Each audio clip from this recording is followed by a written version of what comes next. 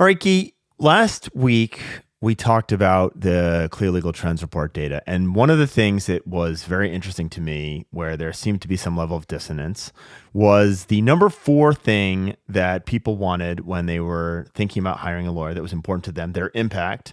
Number 4, after things like reviews, was alternate billing types, right? We're not looking for that traditional hourly engagement. And so that was the 4th most important thing that people were considering when they were hiring a lawyer. And Clio mentioned, and I believe their verbiage was only 37% of law firms offer flat fee billing. And I bluntly thought 37% was a lot higher than I would have thought. And Clio kind of talked it down as being only, but I was some level of encouragement about that. But I want to do a little role play here. Can you play the lawyer who is stuck? I mean, you have these conversations all the time. I'm having them right now. You are the lawyer stuck in your hourly rate business model, and you do not want to hear about this garbage about flat fee billing, right? Right. Well, and first of all, we know PI lawyers are like, this is a waste of my time because we're contingency fees. But we're gonna talk about transaction hourly rate billing, different billing model. I mean, it'd be interesting. Yep. I don't think PI is ripe for disruption on contingency fee, but maybe it is. No. Well, I know you're going to get to. Just wait, hold your thought. Wait, but all right. But I thought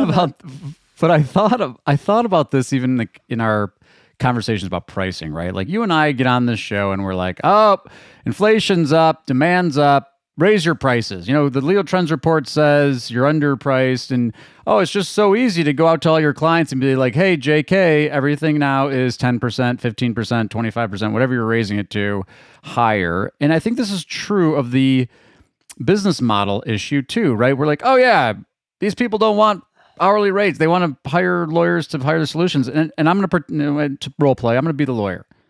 So Conrad, I've been doing this for 10,000 years, as it says on my website. I'm practicing law. Combined experience, baby. Right.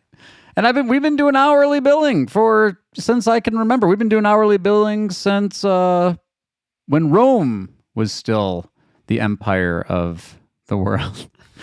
I don't even know how to start having these conversations. Right. So, Guy, my friendly lawyer, who occasionally you do function as my lawyer, which I appreciate. But on the hourly thing, the reality is the market is moving, Guy. And I want to, so there's kind of 2 layers of this. Number 1 is the market is moving, and this is an opportunity for you to get ahead of where everyone else is on that hourly billing. Because the consumer does not like the hourly rate. So I just go to them and I'm just like, look, how do you want to pay me? How would you prefer to pay me, consumer? I think that is probably a bad idea. Because we actually already know that the consumer prefers to pay you on a fixed rate. Okay. And there are a couple of things that you need to think about this. What is the value that you're bringing to this issue? Right. What is their upside and what is their downside? And if you want to spend a lot of time, Guy or dear listener, listen to Blair Enns. He talks a lot about value pricing. He has his own podcast with David Baker, but there's a lot of conversations around value pricing. But what is the value that you're delivering? And the other part of this, and the reason that one of the big reasons lawyers do not like working on this hourly rate is it's very hard to scope, right? So we're going to do X, Y, or Z, and take family. Family classically goes from an agreement, a separation agreement, to we're fighting over the silverware, right? And it's really hard to scope that, hey, we're going to start fighting over the silverware at the very, very beginning, because most people don't think it's going to go as badly as it does. And so you need to be able to scope what you're going to do and put a box around those deliverables, because the other component of this, and this is what consumers don't want to pay for, they don't want to pay for your unnecessary time. Right. And in changing this model, you're actually going to become more efficient at delivering those services to your client, because the more efficiency. We hope so. We hope so. Right. Because otherwise, so again, I'm going to be a skeptical lawyer. Go. Okay. Now I understand what you mean. So let's take the family law context. You're saying, all right, I'm going to say, here's a package of divorce services. and it's X thousands of dollars, no matter how much or how little time I spend.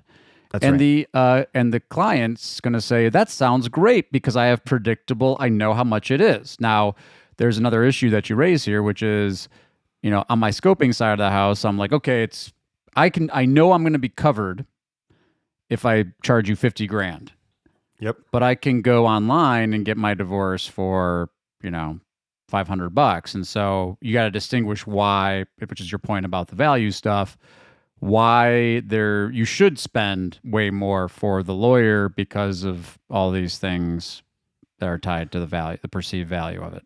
That's Well, what you're and saying? the other part of the scope, and I'll use family because it's so obvious to me, and it's such a good example. If this goes further, if we come to an agreement with your spouse, your soon-to-be ex-spouse, and it falls within this package, and this is all we need to do is draw some documents and sign them, and we're good, that's fine. But dear client, in many cases that doesn't happen, in which case we move on to kind of the next phase, right? And I'm going to do everything I can to get you divorced within this one package, right? But if it does escalate, and that's going to be a function of me and you and your spouse and a lot of history, if it does escalate, we're going to be talking about, a different layer of scope, right? And in doing so, if you can do that, dear lawyer, if you can do that, you will actually be incented to solve your client's problems more efficiently and more to their liking, as opposed to drawing things out on the hourly rate. Now, I'm not suggesting that some of you actually, I am suggesting some of you deliberately go out of your way to do unnecessary legal work that doesn't help your client. Stop doing that, right? Deliver more for your client. And this will be a benefit both to you in terms of profitability, if you can figure out how to do this more efficiently. And one of the things that is missing in legal, as you all know, and it is encouraged by the hourly rate, is this lack of efficiency. Yeah. And then the other, putting my skeptical lawyer vest back on. Go, bring it. I would say, well, but Conrad, I am bound that my fees must be reasonable. If I charge you, let's say that I charge you $50,000 for this divorce service, and it takes me 1 minute.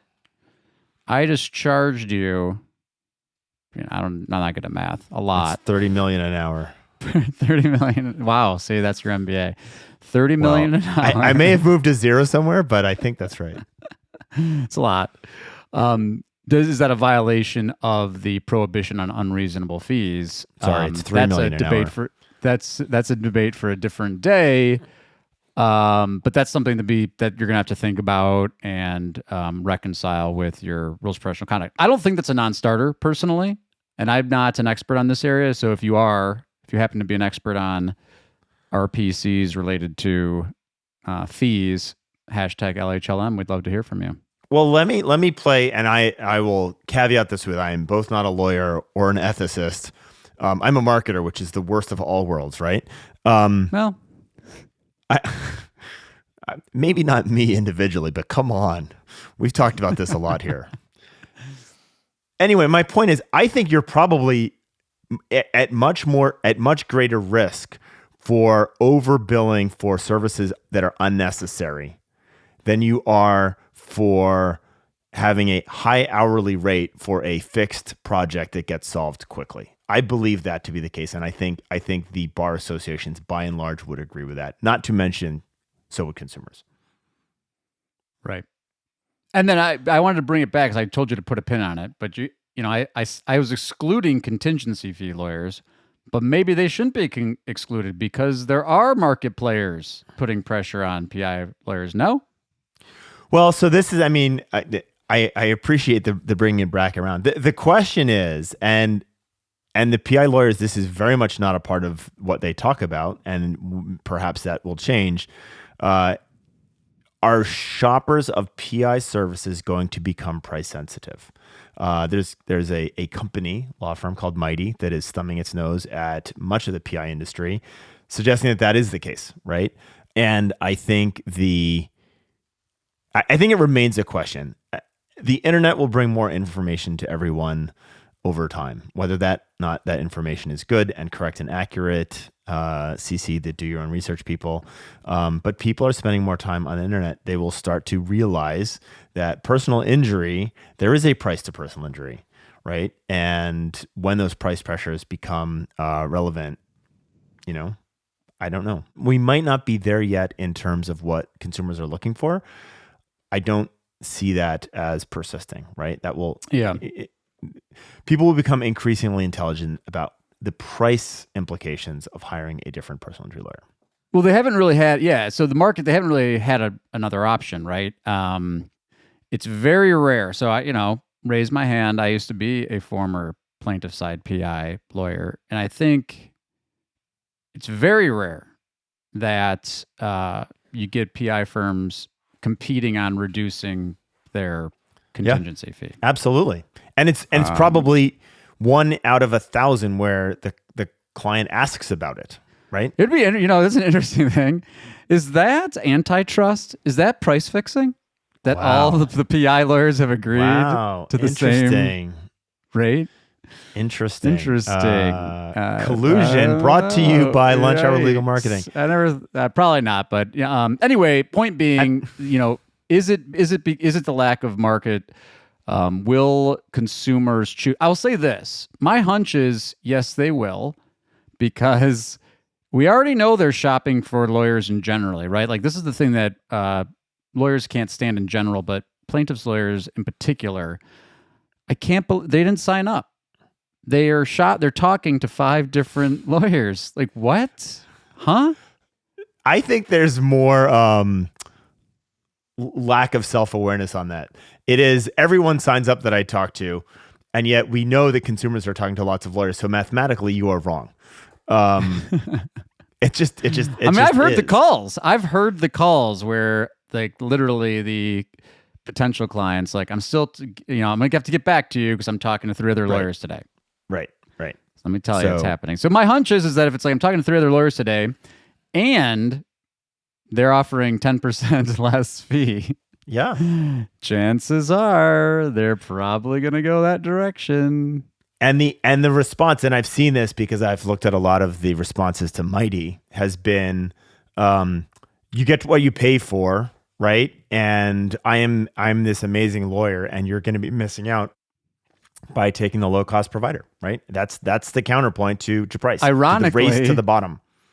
Ironically, though, I am the best lawyer to ever do this, and I'm charging no more than the worst lawyer who does it, right? Because they're charging the same fee. Yeah. Now they're going to say, well, I can get a better result, so my fee's bigger, right? That's what they're going to argue.